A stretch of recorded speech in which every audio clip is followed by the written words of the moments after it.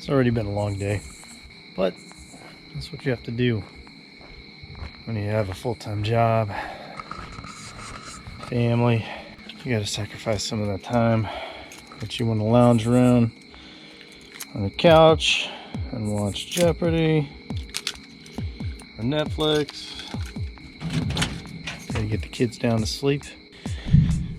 A little dinner. And then you get time to work.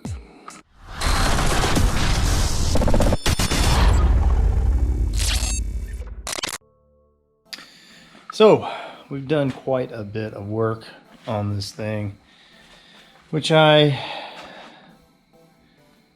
have not documented very well. But it's okay, because we're here now, and you can see what kind of progress we've made. So, we have an all-wheel drive Falcon. Check this out.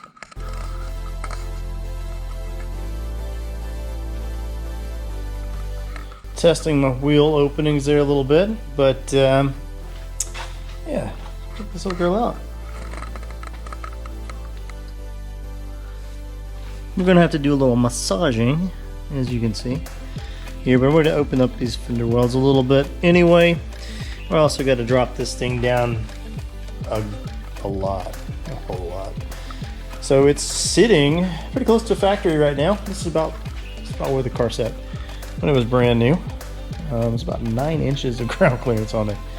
So it's great for a Oldsmobile Bravada, but it's not great for a slammed all-wheel drive Falcon. So we got to come way down. Way down. Let's do a little walk around here. So I will say, when I envisioned this project and I did the measurements on this guy, I had no idea that it was going to fit as nicely as it does. I mean, it was like this thing's made for this car, and I realized that's blasphemy. A GM drivetrain and frame in a Ford vehicle, but it's almost like these guys, they were talking, they were like, hey, one day Trent's gonna put this frame on a Falcon, so make it easy. Not that it's easy, but it definitely goes in there and fits. Like, check this out. So you can see body mount here, body mount here, body mounts up here. All the cutting that we've done, and I've done a little bit more cutting. There was a center brace that went here to the other side of the car. I had to come out. I left that in there to the last minute until I could put in some more bracing. Got these X braces in the car, front and the rear, helping stiffen up these rocker panels. And then I got another panel support here that's holding the center section. And my goal was to get it as high up in here as I possibly could until I started to hit something, which we did here. So I think I got about 1 more inch that I can get out of this thing. I can get it up into the body, but that's about it. I'm really running. This feels good right here. And then the rest of the lowering, I think I'm going to try to get out of the suspension. I think I need 5 more inches drop out of it to get us where we need to be. Now, what we need to do is do a little makeshift supports. I think I'm going to weld in some plates here to support on this front or in this middle section. I'm just going to do some little triangulated piece, flat piece here that I can just basically set the car body on, let it rest on top of this. I'll probably do the same thing up here in the front. Look how nice of a fit that is. Those mount supports just, man, they're just right up in there where they need to be. Clearance is awesome. Back here, in between tub to tub, we got about 2 inches, maybe not, about 1.5 inches on each side, which slides right up in there. It's gonna be great when we do the floor. The floor will tuck in there nice and tight. Man. So awesome. Let's go look at the back. I'm telling you. It's like it's meant to be. Go to the rear of the car. Let's go in the trunk. Look at this. Look how nice this fits back here. Look at that. Right in between. So these are our rear bumper mounts. They're tied up against the frame. I mean, on each side, which does two things. One, it helps me center it up a little bit so I know I'm in the right spot in the rear, which is great. But the frame fits right in between those things, which is great. I'll probably put a support beam across back here from the fender wells, these tubs, across these body mounts, take advantage of those body mounts in the back. So that'll be a mounting support that we can easily get to and weld to rest the body on pretty easily. I'll use that, and I'll use the ones up in the middle of the car to get this thing kind of resting on it. And then I'll make some for the very front up there as well, just so we can get the car rolling in and out. I'll need to get this thing outside. So yeah, there's that. So can it be done? Oh yeah, it can be done. It can be done. Look at this, plenty of room to work up here. We're going to redo this front firewall support. Cut this hole out depending on where this transmission housing sits, right? And I'm also going to be stepping up probably to a 4L80, at least I hope to. Yeah, so tunnel is going to come up a little bit here because it's sitting down in there, but not too much. We're not too far off. Engine will slide in right here. Look at this though, man. Plenty of room up here. Plenty of room for a big old turbo to sit up in here somewhere. The only thing I'm a little worried about is how tall this engine is going to be. I don't think it's going to be tall enough to cause any hood clearance issues. If that's the case, then I'll make sure that we stop the chassis where it's at, or even lift it up slightly so that we don't have that hood clearance issue. I really don't want. I'd rather get the suspension travel to get the car down at this point and try to get the frame up any higher if we're going to be running into issues there. Want that stock hood, want that stock kind of look appearance to it. We're going to do some things to the hood area, but we're not going to, I don't want half the motor sticking out if I don't have to.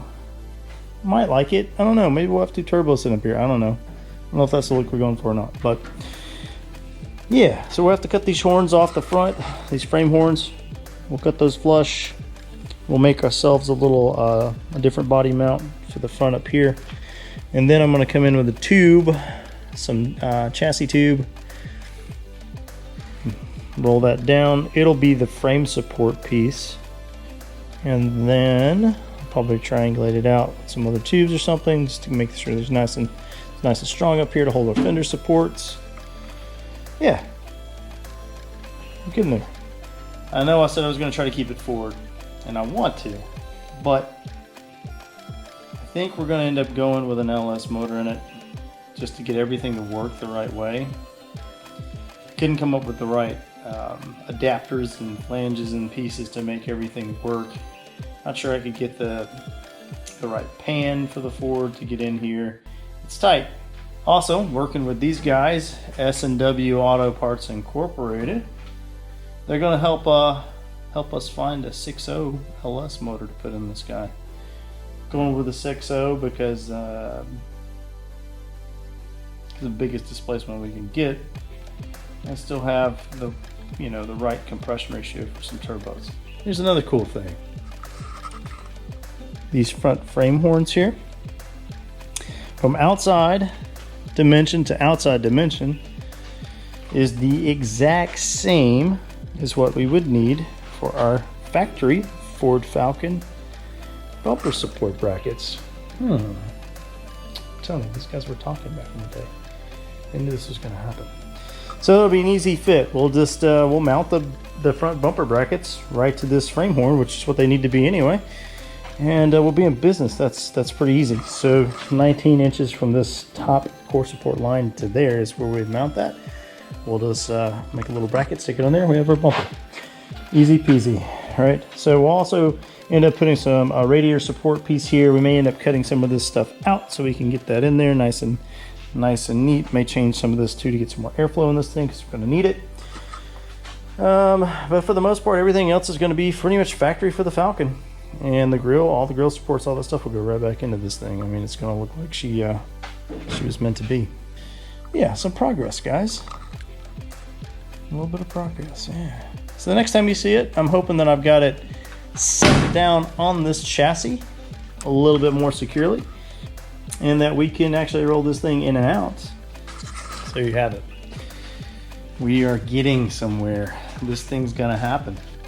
And if you didn't think you could put a Syclone chassis in a 63 Falcon, well, you can. So again, guys, we're getting somewhere. We're making some progress here. Like I said, we're going to talk to the guys at JSM. They build a coil over kit for the front of these things and the 4-link for the rear. And we are going to do that. We're going to do that, I think the 4-link for the rear, and that'll help us get that ride height where we need it. But we're also going to do that coil over kit on the front. This is a Generation 2 frame, so it's a little bit different than the Syclones and the Typhoons, right? They're Gen 1. The Gen 2 platform, I think the only thing that has to change, because everything's interchangeable with the suspension pieces, the only thing that does have to change is the front sway bar mounts. And so we've been talking to the guys at JSM. They are going to build us some custom lower control arms to fit that Gen 2 sway bar, so we can use all our factory stuff. And we're a business. So how great is that? I mean, we got an all-wheel drive Falcon.